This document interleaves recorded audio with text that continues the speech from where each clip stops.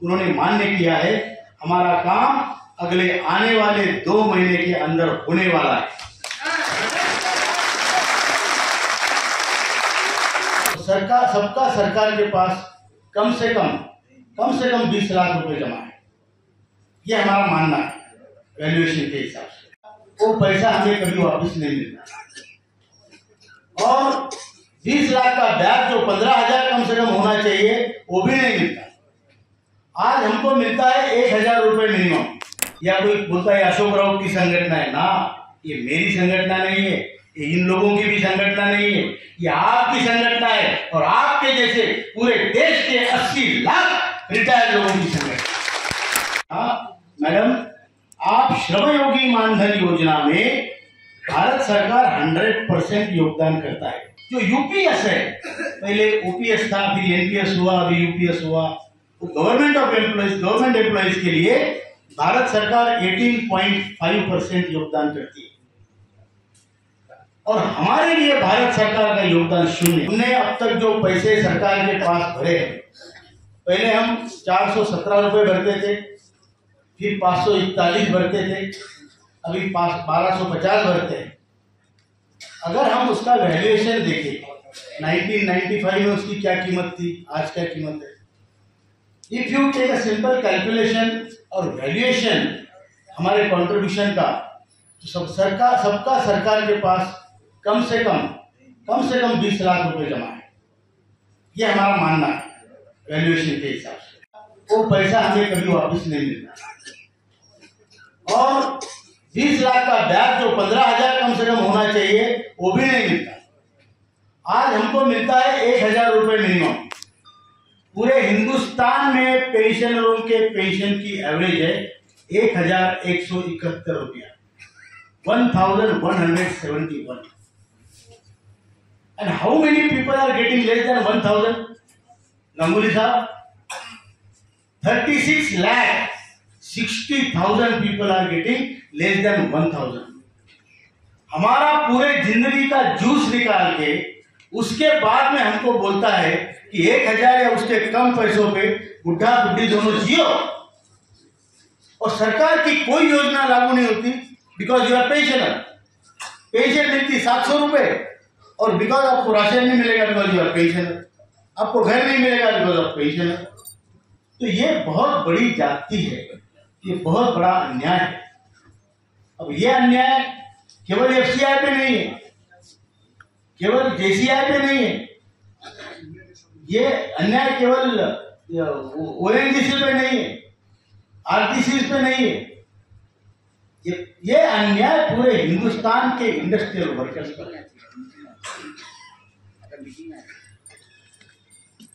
पूरे हिंदुस्तान के industrial workers पे।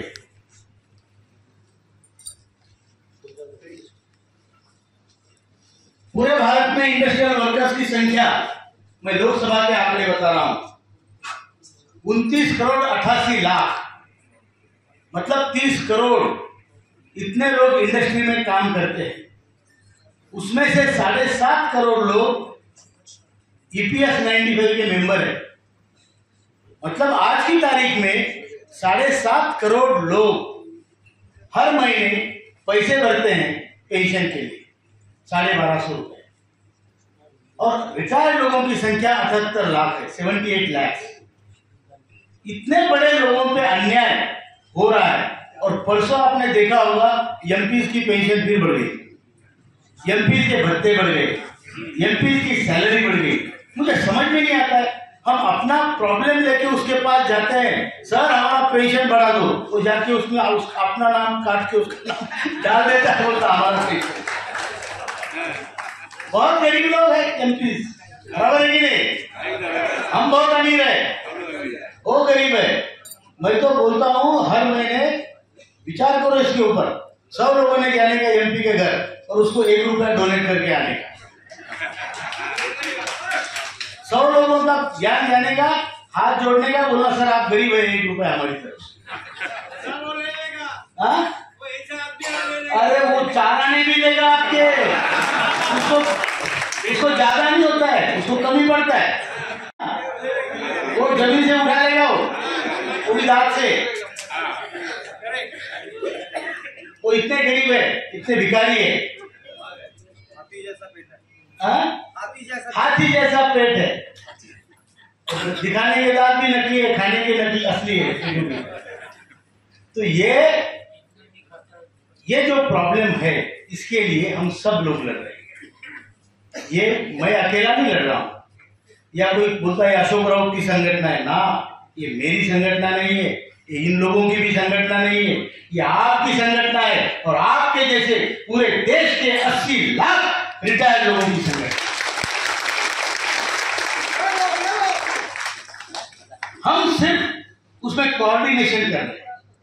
हम चाहते हैं कि सब लोग इकट्ठा आ जाए, अपना हक मिले, और आगे भी चल के किसी कामगारों पे अन्याय ना हो, इसलिए ये संगठन है। ये नॉन पॉलिटिकल संगठन है। पॉलिटिकल संगठनों ने क्या किया है आप जानते हैं, बराबर है। ट्रेड यूनियन है, सब पॉलिटिकल यूनियन है। बीएमएस है, भारतीय जनता पार्टी का है, ये तो सत्य है, ये कोई झूठ नहीं है। इंटक है, कांग्रेस का है, C2 है, आईटक है, कम्युनिस्टों का है। तो भैया आप अपने पॉलिटिकल एजेंडा कामगारों में लेके आ रहे हैं, बराबर है कि झूठ है भाई, बराबर है ना। हमको बांटने के लिए कार्यक्रम है। हमारा संगठन ये बिल्कुल नॉन पॉलिटिकल संगठन है। हमारे यहाँ कोई भी आके बैठ सकता है, वो आरएसएस का हो सकता है, वो कम्युनिस्ट हो सकता है, किसी जाति का हो सकता है, किसी धर्म का हो सकता है। हमारा रिश्ता ना जात का है ना धर्म का है। हमारा रिश्ता, हम कामगार है, हमारा रिश्ता कर्म का रिश्ता है। हम सब कामगार है, इसलिए हमारा कर्म का रिश्ता है, और इसलिए हमें यश मिलेगा। आपने देखा होगा अभी तक इतने सारे लोगों ने इसके लिए उठ के खड़े, तो बहुत कम लोग हुए हैं। ट्रेड यूनियनों ने तो ये मुद्दा उठाया भी नहीं कभी जिंदगी में। लेकिन आज अगर किसी को बुला के प्रधानमंत्री बात करते हैं तो नेशनल एजुकेशन कमेटी, अगर किसी को बुला के वित्त मंत्री 3 बार बात करती है तो वो नेशनल एजुकेशन कमेटी। श्रम मंत्री अगर बुला के बोलते प्रेजेंटेशन दो तो नेशनल एजुकेशन कमेटी। ये वो भी पॉलिटिकल चैनल। ब्यूरोक्रेटिक चैनल में कैबिनेट सेक्रेटरी ऑफ इंडिया हमको बुला के 2 घंटे राउंड टेबल कॉन्फ्रेंस करता है। क्या है? Finance secretary, expenditure secretary, labour secretary, top rank of bureaucracy हमसे बात किया है, बात नहीं किया है, तो सीरियसली अपना टीम लेके बात किया है।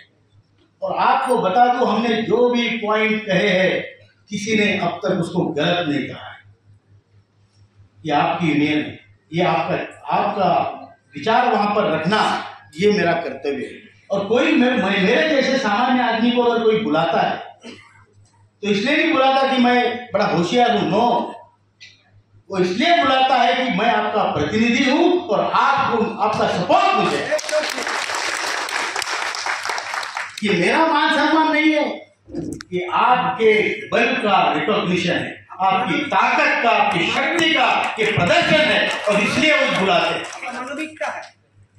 बराबर है कि नहीं? बराबर है कि नहीं? तो हम अपने आप को दुर्बल समझने की जरूरत नहीं है। हम दुर्बल नहीं है, हम सशक्त है, बशर्ते हम एक हो जाए, बशर्ते हम एक हो जाए, अलग अलग गुटों में ना बटे। आप पेंशन लेके लिए आपको सबको एक आना पड़ेगा। मैं आपको बता दूं, हमारी प्रायोरिटी दादा ने बताया वैसे दोनों है, मिनिमम पेंशन और हायर पेंशन। हमारा सिंपल नारा है और सिंपल प्रिंसिपल है, जिसको जो चाहिए उसको मिलना चाहिए। और इसके लिए जब श्रम मंत्री ने हमको पावर पॉइंट प्रेजेंटेशन करने के लिए बुलाया 20 दिसंबर को, तो 1 घंटे का पावर पॉइंट प्रेजेंटेशन हुआ। जो वहां घटित हुआ है मैं आपको बताना चाहता हूं। उनकी पूरी टीम थी श्रम मंत्रालय की, सीपीएफसी स्वयं थे, मंत्री स्वयं थे, और उनकी सीपीएफसी की पूरी टीम थी एक्सपर्ट्स। हमने प्रेजेंटेशन किया। उस प्रेजेंटेशन में हमने बहुत सुंदर प्रेजेंटेशन हमारे लोगों ने बनाया था। मैं तो प्रेजेंट करता हूँ, लेकिन बनाया सभी ने मिलकर था। फाइनल चेकअप में मैंने करके फिर हम वो लेके गए। वहां पर हमने उनको चार्ट में बताया आपके पास आज की तारीख में कितना पैसा है, ये उसका प्रूफ है। उसके बाद आपको हर महीने 7.5 करोड़ लोगों का कितना कंट्रीब्यूशन आता है, ये उसका प्रूफ है। उसके बाद ये दोनों अमाउंट का आपको 1 साल में कितना ब्याज आता है, ये उसका आंकड़े है। समझ में आ रहा है मेरी बात? एकदम राइट। और फिर वो आने वाले इंटरेस्ट से आप उनको कितना पैसा पेंशन के तौर पे बांटते हैं, ये उसका आंकड़ा है। हमने उसमें प्रूव कर दिया। दादा थोड़ा फोन बाद में कर देना। दादा मैं बहुत दूर से आया हूँ यार, फोन आप बाद में भी कर सकते हैं।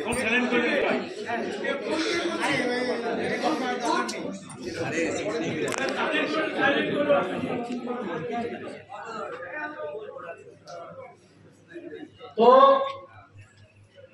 हमने उनको बोला कि आप अगर हमसे 100 रुपए हमारे पैसों पे इंटरेस्ट कमा रहे हैं तो उसमें से हमको 21-22 रुपए दे रहे हैं, और ये गलत बात है।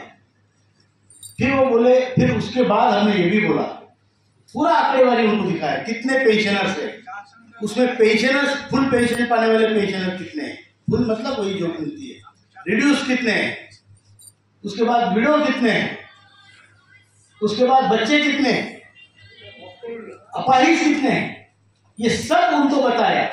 और उनको ये कहा कि आज की तारीख में 20 लाख विडो पेंशनर है, 20 लाख। इसका मतलब पिछले 30 सालों में 20 लाख लोग पेंशन की राह देखते हुए मर गए। आप कैलकुलेशन करो कैलकुलेटर लेके, आपको पता चलेगा every day 185 to 200 people die. हर दिन 185 से लेके 200 लोग मरते हैं जो पेंशन की राह देखते हैं। तो हमने इसलिए मंत्री जी को कहा कि ये काम इतनी जल्दी होना चाहिए, उतने लोग दुख से नहीं मरेंगे, समाधान से मरेंगे। मरना तो सबको है, ये हमने उनको कहा। फिर हमने उनको कहा कि कैसे ये पेंशन कितनी देनी चाहिए, 7,500 महंगाई भत्ता आप कैसे दे सकते हैं। सभी बोलते हैं पैसा नहीं है, पैसा नहीं है, पैसा किसका कैसे पैसा नहीं भाई, प्रूव करके दिखाए, ऐसे ही नहीं मांग रहे, स्टडी करके आए। तो उसके बाद 7,500 महंगाई भत्ता देने में श्रम मंत्री, लेबर मिनिस्ट्री और ईपीएफओ एक ही है, उन्होंने कितना पैसा देना चाहिए, पूरा इंटरेस्ट उन्होंने हमको देना चाहिए। ये हमने उसका रिकमेंडेशन दिया है बाकायदा लिख के। यही हमने स्टैंडिंग कमेटी ऑफ पार्लियामेंट ने जब हमें पार्लियामेंट में बुला के विटनेस लिए तब भी दिया है। यही है मैंने वित्त मंत्री को भी दिया है, कैबिनेट सेक्रेटरी को भी दिया है कि पूरा इंटरेस्ट हमारा जो आता है वो पेंशन में डाइवर्ट करो, तब्दील करो। जो वित्त मंत्री है भारत सरकार, फाइनेंस मिनिस्ट्री, उन्होंने हमको 8.33 कंट्रीब्यूशन देना चाहिए। वो बोले, अभी तक उनका ये स्टैंड था कि this is self funded scheme, we will not contribute single penny in this. तो हम जब निर्मला सीतारमण जी से मिले, हमने उनको आधा घंटा चर्चा की। उन्होंने ट्वीट भी डाला कि I met commander Ashok Raut and NAC team. देश का फाइनेंस मिनिस्टर लिख रहा है ट्विटर पे, दुनिया को बता रहा है कि आपके संगठन को वो मिले, ये बहुत बड़ी बात है। हाँ मैडम, आप श्रमयोगी मानधन योजना में भारत सरकार 100% योगदान करता है। दैट मीन्स अगर मैं उसका पेंशनर हूं या उस श्रमयोगी मानधन योजना में हूं तो मैं 100 रुपए देता हूं तो भारत सरकार भी 100 रुपए देती है। जो यूपीएस है, पहले ओपीएस था, फिर एनपीएस हुआ, अभी यूपीएस हुआ, तो गवर्नमेंट एम्प्लॉइज के लिए भारत सरकार 18.5% योगदान करती है और हमारे लिए भारत सरकार का योगदान 0 है। 1.16 जो देते हैं वो एडमिनिस्ट्रेटिव एक्सपेंडिचर के लिए देते हैं, पेंशन के लिए नहीं देते। तो हमने निर्मला जी को कहा, मैडम हम आपके सौतेले लगते हैं क्या? हम भारत माता के सौतेले पुत्र है क्या? नहीं। ये हमने उनको पूछा। कि किसी के लिए कुछ व्यवहार, हमारे लिए अलग व्यवहार, ये क्यों होना चाहिए। और उन्होंने उस दिन उनका स्टैंड बदला। वो बोले, हाँ तीसरी बात, अभी हमने बताया लेबर मिनिस्ट्री ने क्या देना चाहिए, वित्त फाइनेंस मिनिस्ट्री ने क्या देना चाहिए, हम क्या दे सकते हैं हमने बताया हम भी देना चाहते हैं। बोले वाह, आप क्या दोगे। मैंने बोला पूरा फंड हमने दिया है, याद रखना, बराबर है कि ये पूरा जो पैसा फंड है ये हमने दिया है, तुमने नहीं कमाया है।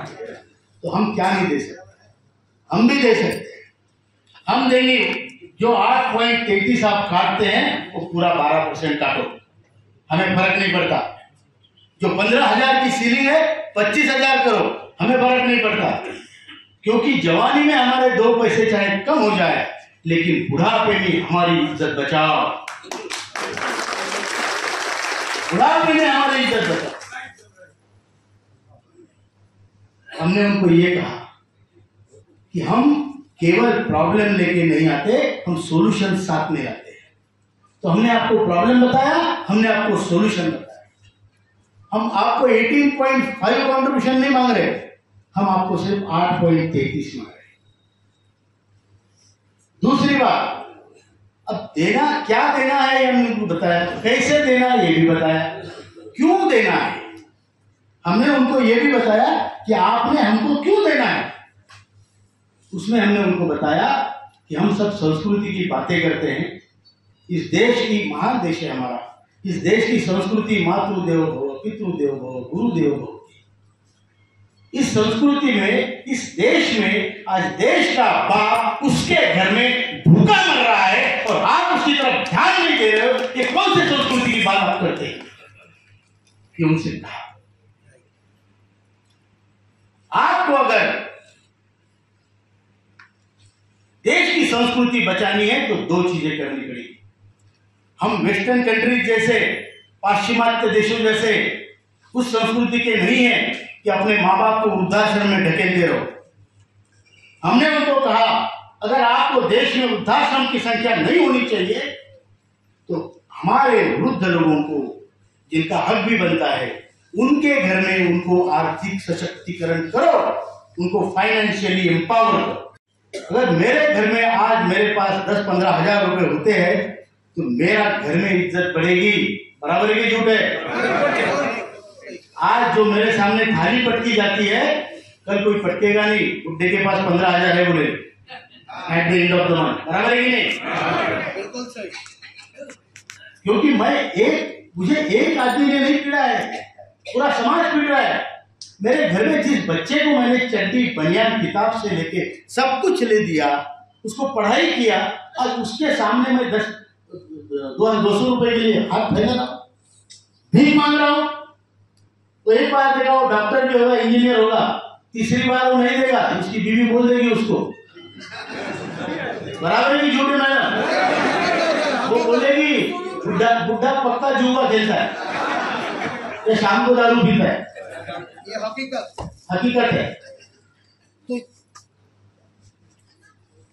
इसलिए हमको हमारे घर में फाइनेंशियल एम्पावर करो, ये हमने श्रम मंत्री को भी बोला है, वित्त मंत्री को भी बोला है, दोनों ने इस चीज को अप्रिशिएट किया है। उनको हमने बोला कि हमारी आइडेंटिटी, हमारा वजूद, हमारा अस्तित्व जो है वो हमें बचाना है और हमारी आज से लेकर मरने तक की जो भी छोटी मोटी 5-10 साल की जिंदगी बाकी है वो हमें डिग्निटी से जीना है और हमें डिग्निटी से मरना है। इसके लिए हमें हमारा कोई पैसा चाहिए और जरूर चाहिए और जल्दी चाहिए। हमारी क्या अपेक्षा है, आपकी हमारी अपेक्षा क्या है। हम कोई महत्वाकांक्षी लोग नहीं है।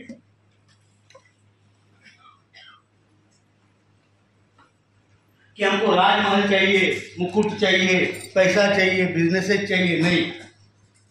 हमारी अपेक्षा है कि अगर मेरा छोटा नाती पोती मेरे पास दौड़ के आता है और बोलता है बाबा मेरा हैप्पी बर्थडे है, तो मेरे जेब में मेरा हाथ जाना चाहिए, उसमें 200-500 रुपए निकलने चाहिए, बराबर के झूठ है।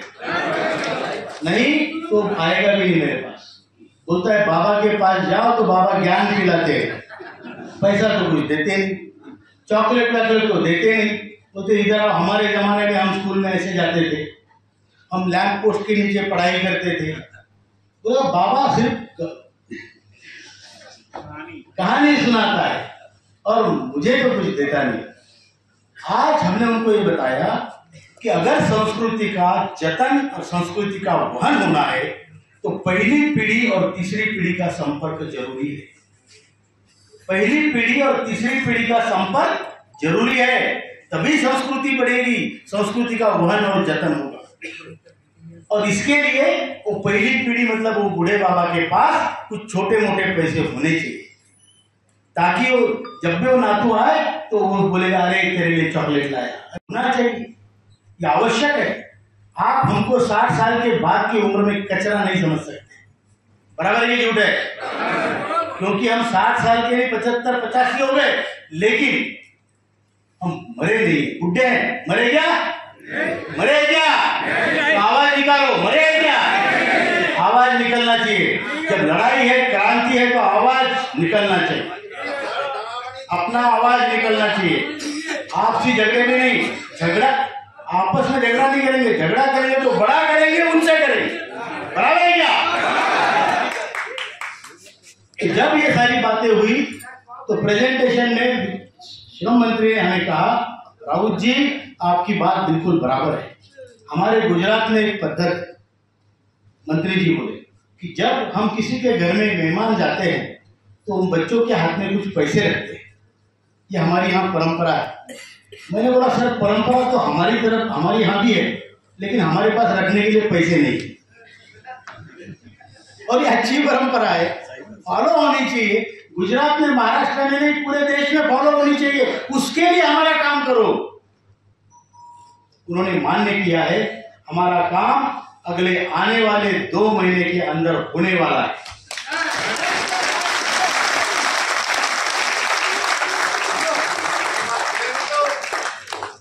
उन्होंने फिर अचानक हमें फोन करके बुला लिया, कल आपकी मीटिंग है, हमारे साथ आ जाओ। अब हम 1500 किलोमीटर दूर रहते हैं, दौड़ भाग के जुगाड़ करके हम हवाई जहाज से मैं चला गया। वीरेंद्र सिंह जी उधर ही फील्ड के आसपास घूम रहे थे, वो भी उधर से ज्वाइन हो गए। बोगुना जी को बुला लिया दिल्ली में। मंत्री जी ने हमें खुद होके मीटिंग के लिए बुलाया और ये कहा 21 फरवरी की बात है, 21 फरवरी। उन्होंने कहा राउत साहब मैं जानता हूं आपका बहुत बड़ा काम है, आपकी संगठन का, और बहुत बड़ा काम है, अच्छा काम है, और आप लोग बहुत अच्छा काम कर रहे हैं, निस्वार्थ भावना से कर रहे हैं। हमारे पास सारी रिपोर्ट आपकी आती है, लेकिन आपको मैं बता दूं, मैंने इसलिए मीटिंग बुलाई, जाके अपने लोगों से बता दो कि आपका काम हो रहा है, अच्छा होगा।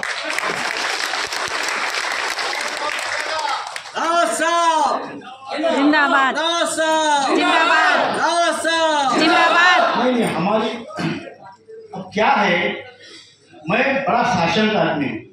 जब मैं खुश होता हूँ ना तो मुझे लगता है कोई संकट आने वाला है। आपको होता है क्या ऐसे?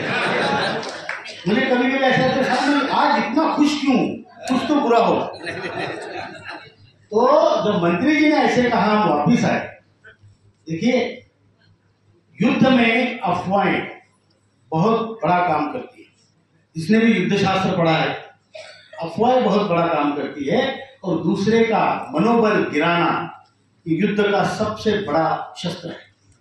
आप जानते होंगे महाभारत में कर्ण इतना शूर था तो श्री कृष्ण भगवान ने शल्य राजा था, उसको उसका सारथी बनाया, जो हर बार बोलता था कर्ण को यार ठीक से बाढ़ नहीं मारा तूने, थोड़ा ऐसा तिरछा पकड़ता ना तो बराबर जाता, लेकिन तू भी क्या करता, तू सूतपुत्र है, अब मैं तो राजा हूं लेकिन तेरा रथ हाँक रहा हूं, नहीं तू बराबर किया तूने, लेकिन थोड़ा सा तिरछा मारना, इसको बोलते मनोबल गिराना, बराबर है?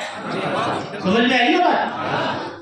तो जैसे हम वापिस आए, यूट्यूबर ने यूट्यूब में डाला, बहुत चर्चा हुई उसको कि ये पेंशन का इनका हक ही नहीं है, इनका हक बनता ही नहीं है, इनको तो पेंशन मिलनी नहीं चाहिए, इनका कुछ नहीं बनता है, ये ऐसे लोगों को उल्लू बना रहे, ये पैसे इकट्ठा कराने के लिए राउत साहब उल्लू बना रहे, ऐसा कुछ।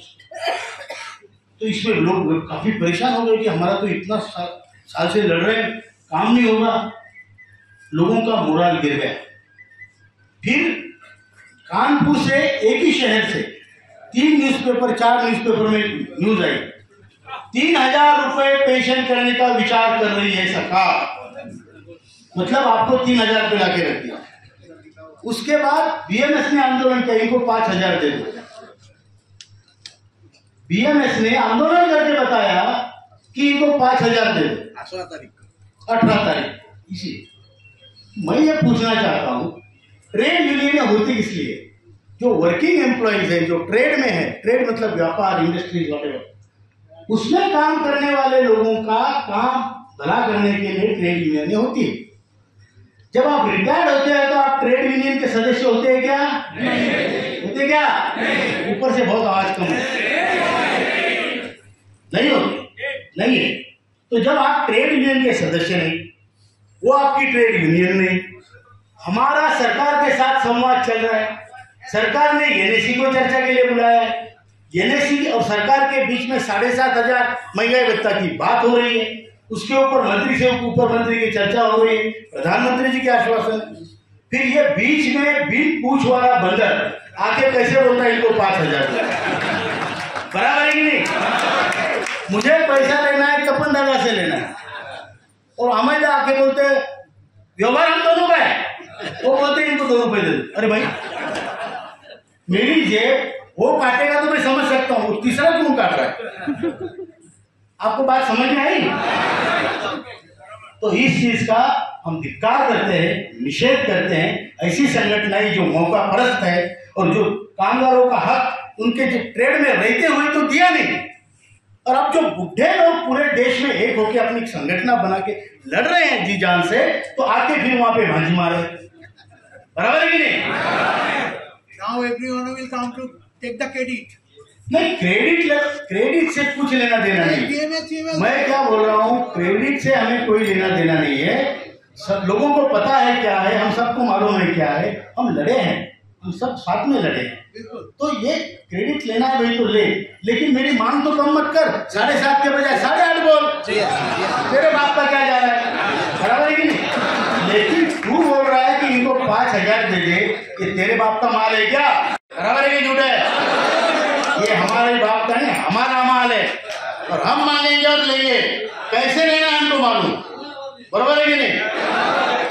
तो ये माइंड गेम है, पहले कम बताने का, फिर थोड़ा ज्यादा, फिर इसको बोलते हैं अंग्रेजी में टेस्टिंग द वाटर।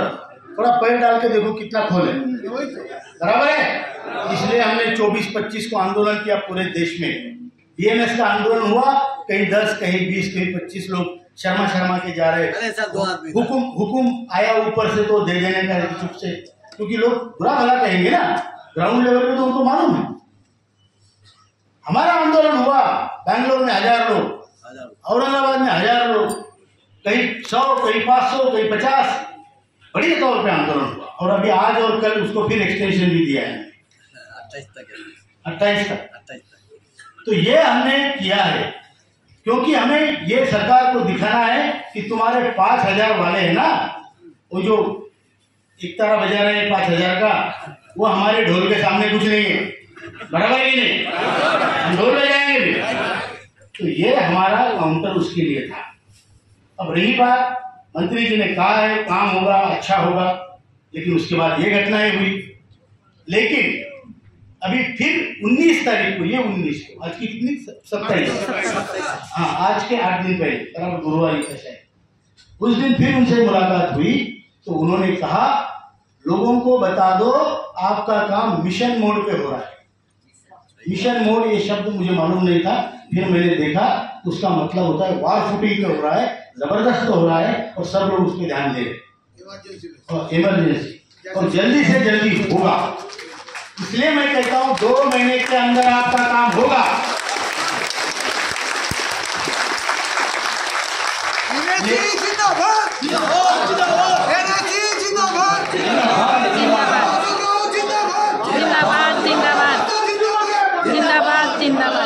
अभी लेकिन मैंने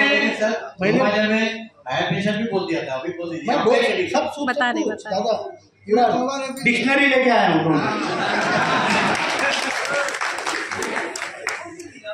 तो एक एक मुद्दा हमारा खत्म करना। लेकिन मैं क्या बोल रहा हूँ कि जब भी मैं खुश होता हूँ मैं बड़ा सतर्क हो जाता हूँ, यार कुछ तो नहीं हो रहा है, बराबर है। 99% हमारा काम होगा, 1% अगर नहीं होगा तो अप्रैल एंड के बाद लड़ाई की तैयारी रखना। तैयारी है, तैयारी है। अगर काम होता है तो हम उनके चरण छू लेंगे, और काम नहीं होता है तो फिर लड़ने के लिए तैयार हो जाइए। लड़ाई व्हाट्सएप पे नहीं, और मैं बताता हूँ आपको, लड़ाई व्हाट्सएप पे नहीं, ग्राउंड पे करनी है। सर ये मैं हमेशा बोलता हूँ, प्लीज इसको बोल दीजिए, व्हाट्सएप पे नहीं होता है। तो यह चीज है, और उसके लिए भी हमारी तैयारी है। लेकिन एक बात है, हम अपना हक लिए बिना हार नहीं मानेंगे। बिल्कुल, हमें दो ही चॉइस है, हम या तो जीत सकते हैं या मर सकते हैं, हार नहीं सकते, बराबर। एक तो जीतेंगे या मरेंगे, लेकिन हारेंगे। और इसीलिए आप तैयारी में रहना, खुश मत होना। जब भी खुश होते हो सतर्क हो जाए। ये हमारी बातें हुई है और अच्छे आश्वासन मिले हैं। अब इसके लिए मैं इसलिए इतनी जल्दी में इतनी सभाएं इसलिए ले रहा हूं ताकि लोग सतर्क रहे। काम होगा, नहीं होगा तो हमें फिर भी 1% सतर्क रहना पड़ेगा। अब बात हुई minimum pension, higher pension. Minimum pension वो है, दादा स्टेयरकेस पे बैठ सकते हो, पाए लैडर पे, देखो बैठ जाएगा, बैठ जाइए, थक जाओगे आप। ऊपर आवाज बराबर आती है। मिनिमम पेंशन मतलब जिसको भी पेंशन मिलती है, वो चाहे 1 रुपया पेंशन हो, जिसको भी पेंशन मिलती है उसको 7,500 महंगाई भत्ता मिलेगा। बल्कि हमने वहां पे 2-3 प्रपोजल दिए। एक प्रपोजल ये भी है कि जिसको 1,000 या कम पेंशन है उसके पेंशन में 6,500 और महंगाई भत्ता की बढ़ोतरी करो, मतलब वो 7,500 महंगाई भत्ता होगा। जिसको 600 रुपये पेंशन है, 600 प्लस 6,500 प्लस महंगाई भत्ता। जिसको 2,000 है प्लस 6,500 प्लस महंगाई भत्ता। इस प्रकार से करोगे तो जो पेंशनरों में पैरिटी बनी है वो बनी रहेगी, ये हमने बताया। अब रहा सवाल हायर पेंशन। हायर पेंशन में आपको सबको मालूम है डिमांड लेटर्स आ रहे हैं, पैसा भरना पड़ेगा। अब पैसा भरने के बाद 10 लाख 15 लाख जो भी आपका बनता है, ज्यादा 22 लाख 22 लाख पैसा भरेगा तो पैसा वापस नहीं मिलेगा, आपको एरियर्स मिलेगा। लेकिन आपके पैसे को क्यूमुलेटिव इंटरेस्ट है, क्यूमुलेटिव इंटरेस्ट चक्रवात ब्याज है, क्यूमुलेटिव इंटरेस्ट है। और जो एरियर्स मिलेगा उसको इंटरेस्ट नहीं है, मतलब उनके मन का कारोबार चल रहा है। गलत है, बिल्कुल गलत है।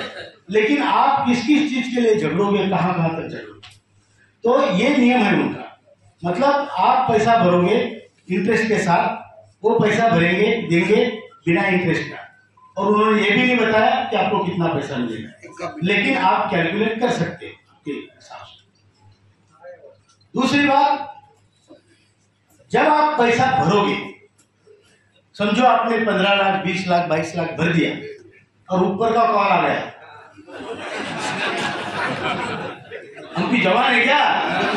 जवान है, सही है ना, दिल में है लेकिन शरीर से नहीं है। तो अगर ऊपर का कॉल आ गया तो वो मिस कॉल नहीं होता, वो डेफिनेट कॉल होता है, मिस कॉल नहीं होता। तो 22 लाख भर गए, भर दिए। अब ईपीएफओ मतलब बरमूडा ट्रायंगल है, उसमें जो गया वो वापिस नहीं आता, बराबर है।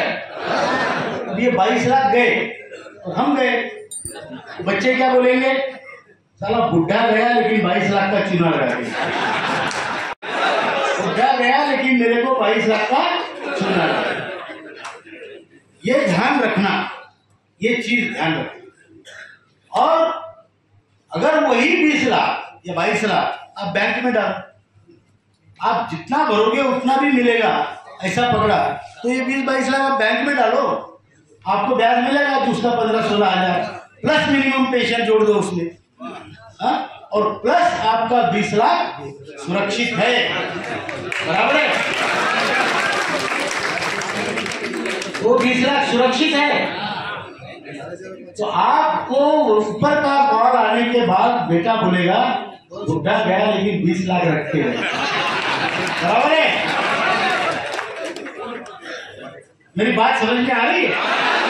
अब इसके बावजूद भी जिसको कुछ लोग ऐसे हैं कि जिनको हायर पेंशन का फायदा है, वो लोग वो है कि वो पर्टिकुलर समय में रिटायर हुए, पर्टिकुलर समय में रिटायर हुए, उनके पेमेंट बहुत ज्यादा थे, ऐसे लोगों को उसका फायदा हो सकता है, तो उनको करने में कोई हर्ज नहीं है। तो ये तो बात है। रहा सवाल, फिर भी अन्याय किसी पे होना नहीं चाहिए, ये हमारा मानना है। हमने ये बात मीटिंग में मंत्री जी से कही कि हायर पेंशन के बहुत सारे फॉर्म्स रिजेक्ट हो रहे हैं, तो फायदा क्या है।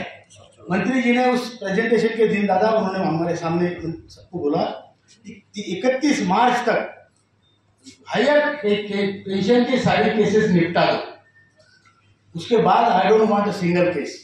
1 महीना टाइम लिया सबका, सुनो, तो ये उन्होंने बताया। अब इसमें क्या है कि जो रिजेक्ट कर रहे हैं वो ट्रस्ट के मामले हैं, ट्रस्ट के रूल्स है, वो रिजेक्ट कर रहे हैं। फिर भी हमने मीटिंग करके सीपीएफसी के साथ, मंत्री के साथ, उन्होंने अभी ये कहा है कि इस पर हम फिर से विचार करेंगे और एक कमेटी गठन करेंगे जो हायर पेंशन के मामले की फिर से एक बार जांच करेंगे। लेकिन मिनिमम पेंशन का मामला इसमें ऑलमोस्ट एवरीबडी इज एग्री। तो ये आपका पूरा कच्चा चिट्ठा है। इसमें जिसको भी हायर पेंशन चाहिए वो ले सकता है, लेकिन उसके लेने से पहले आपकी उम्र, आपकी तबीयत, आपकी लाइफ कितनी लॉन्ग है, स्ट्रॉन्ग है, वो सब देखना पड़ेगा। पैसा भर के चले नहीं जाना। और मिनिमम पेंशन मिलती है 2 महीने में, तब तक अगर यमराज आता है तो उसको बोलना रुक थोड़ा, मेरा पहले काम ईपीएफओ करे, फिर मैं तेरा काम करूंगा। और पेंशन लेने के बाद कम से कम 10 साल खा के पूरा उसका वसूल करना है, मरना नहीं इतनी जल्दी, समाधान होकर मरना है। और इसीलिए ये हायर पेंशन, मिनिमम पेंशन के जो भी मुद्दे हैं वो मैंने आपके सामने रखे हैं। इसके बावजूद कोई डाउट होगा तो आप तपन दादा से पूछ सकते हैं, प्रदीप दादा से पूछ सकते हैं, मुझसे पूछ सकते हैं, फोन करके पूछ सकते हैं। मुझे आपके सामने कहना था, एक बात और कहता हूँ, यहाँ पे मैं बहुत लोगों को जानता हूँ और बहुत लोग अच्छे हैं, बहुत लोगों ने पहले भी हिस्सा लिया है, और सभी लोग इकट्ठा आ जाओ। अभी हमारे बहुत अच्छे लोग हैं बैठे हुए, और मैं तपन दादा से भी पीछे भी रिक्वेस्ट किया था, अभी भी महासचिव और तपन दादा मिलके प्रदीप दादा को, बहुत अच्छे लीडर है, डायनामिक लीडर है, उनको संगठन में कुछ अच्छा रिस्पेक्टेबल बड़ा पोस्ट देके उनकी सेवा संगठन लेना चाहेगी। प्रदीप दादा, उत्पल दादा, बी रेडी, अलग अलग बैठ के कुछ नहीं होगा, अकेले आपकी संगठन रखो, जो संगठन में आप काम कर रहे हो उसको हम डिस्टर्ब नहीं कर रहे हैं, लेकिन ये नेशनल प्लेटफॉर्म है। आप चाहे कम्युनिस्ट पार्टी के संगठन में हो, बीएमएस में हो, कहीं भी हो, या अपना एसोसिएशन बना के चला रहे हो, नो प्रॉब्लम, करो, लेकिन आपके संगठन को एक नेशनल प्लेटफॉर्म की जरूरत है। वो प्लेटफॉर्म आज एनएसी है और वो आपकी सेवा में हाजिर है। आप ही का है एनएसी, हमारा नहीं है, तो इसलिए ये भी होगा। दूसरी बात मैं कहता हूं, कभी आपने सुना क्या कि भगवान मंदिर से बाहर आके आपके पास आएगा और बोलेगा मेरे दर्शन कर लो? नहीं सुना है क्या? हमको मंदिर में जाना पड़ता है तब भगवान के दर्शन होते, बराबर। तो मैं आज बुल्ढाना से हमारे इस मंदिर में आया हूं, मेरे भगवान का दर्शन कर लिया। आप हमारे भगवान हैं, लेकिन इतने पे बात खत्म नहीं होती। जैसे आप मेरे भगवान हैं, वैसे आपके भी तो कोई भगवान होंगे। कहाँ है वो? अरे नहीं, मैं तो भक्त, मैंने पहले बता दिया भक्त हुआ। आपके भगवान कहाँ है? वो है जो यहाँ पर नहीं आए, समझ रहे? कोई बीमार है, किसी के पास पैसा नहीं है, या किसी के पास अहंकार बहुत ज्यादा है, और एक चौथी वैरायटी ऐसी है कि इनका होगा तो मेरा होगा, बराबर है? इनका होगा तो मेरा होगा। उनको भी जाके मिलो, हाँ, उनको बोलना प्रभु आप हमारे भगवान हैं, बराबर है? सबको साथ ले लो, क्योंकि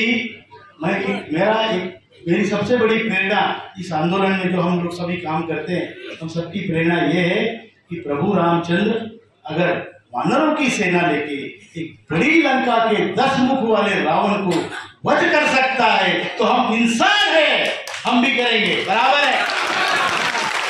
वो जीत सकते हैं वानर होके, इंसान नहीं जीत सकते क्या? जीत सकते। इसलिए हमने ये संकल्प करके हम चले हैं कि हमें जीतना है, हारना नहीं है। इतना ही कहता हूं, प्रभु रामचंद्र होने का कोई दावा तो कर नहीं सकता, लेकिन लक्ष्मण बनने का हमारा हक हमसे कोई नहीं छीन सकता, बराबर है क्या? लक्ष्मण ने पूरी जिंदगी राम की सेवा की, रखवाली की, चौकीदारी की, खाना बनाया, युद्ध भी लड़े। वो लक्ष्मण हमको बनना है। राम तो कोई नहीं बन सकता, लेकिन लक्ष्मण बनने का हम सबका हक है, और हम सब ढूंढेंगे अपने अपने राम, बराबर है? ये करेंगे ना?